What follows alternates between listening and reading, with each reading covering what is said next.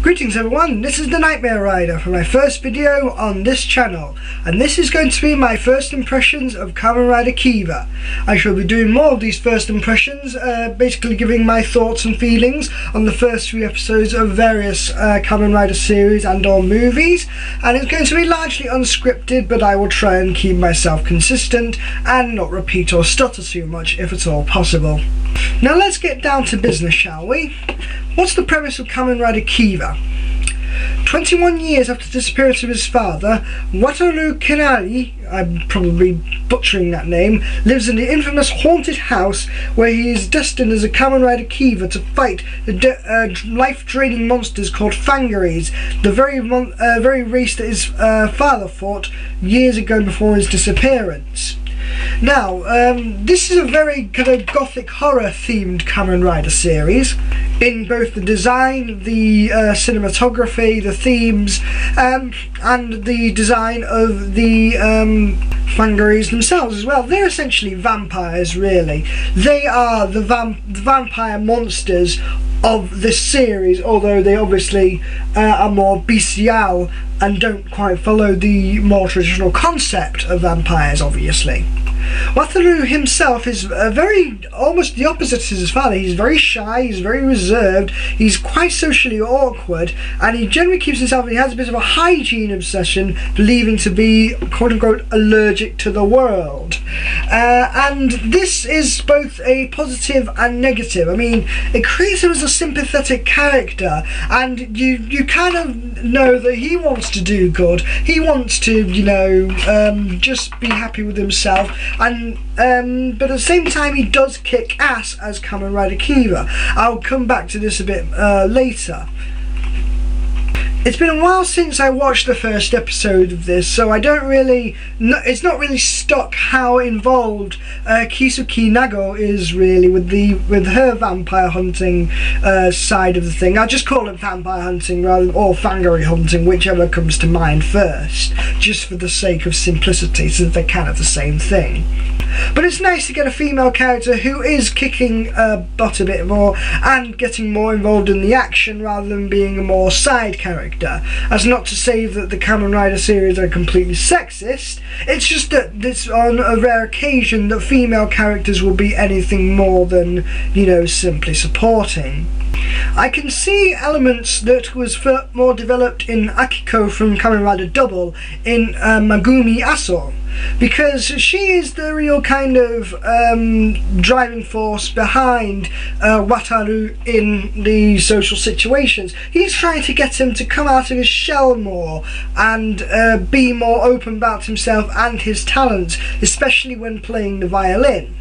I find it interesting how it switches back between the you know, the present day at the time, which is 2007, 2008.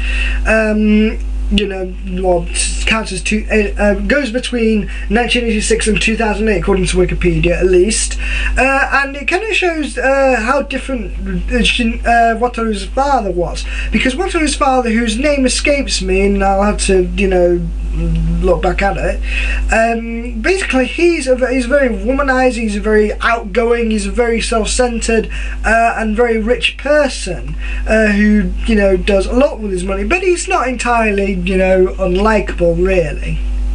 The action is pretty good as well from what I've seen. You know, it doesn't last, the fights don't last as long or as drawn out as some other Kamen Rider series, and you know, the effects for when Wataru becomes Kiva and the whole dragon suddenly coming out of the building thing, and the whole big grunts and, you know, menacing groans that Kiva does when he's doing his final attack and his rider kicks and all that. It's all very elaborate, it's all very over the top, and I find it there's a bit of the thing is that the Kamen Rider always have these undertones of silliness, even if it is mostly played straight-faced, and you do have the very serious moments, but the way that Wataru is in social situations acts as a bit of his self-comic relief, and also it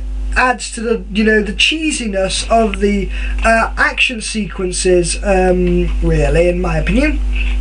The music is also fantastic now that I think about it. The opening theme is very, very catchy, and I will link to it in these sidebar below. It really is really catchy, really sticks in your head, and really kind of has an interesting way to set the scene, and each particular scene, really. I also kind of like how Kiva Bat the Third is also a living kind of what should we call it? A living character, and as well as being part of the actual rider belt, which is, you know, pretty interesting.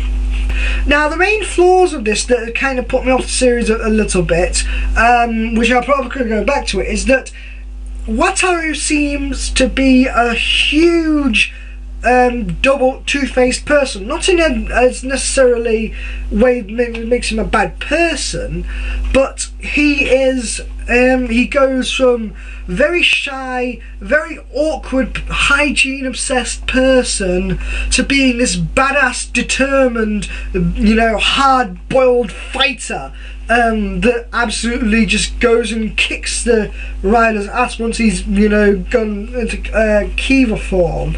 And despite the action being really good, it just doesn't quite last very long enough, and it's not really explained very well why this dragon thing just comes out of the buildings, and what these spirits that come out there do become Kiva's final attacks are supposed to be, and if they are also supposed to be sentient characters. This may be explained later in the series, but, you know, from first impressions, it is a bit head-scratching, and WTF is going on here. I mean, one episode where they are literally just playing, making a stack of cards together, and one is like mentoring them about, you know, dexterity or some kind of sage nonsense, like, oh, time to go, rushes out and the card pile collapses. And this whole Dragon Mansion thing, and nobody notices as well as going. And I know that this is the kind of thing with tokusatsu that the public generally don't play much of a part in the action sequences, but even so, this is a bit extravagant considering it's just randomly popping out of a freaking skyscraper. I mean, surely someone's going to notice that. Even by Kamen Rider standards, this is pretty damn silly. Overall, I've been away from the series for a while, and you know, it has given me a chance to have a few elements settle in.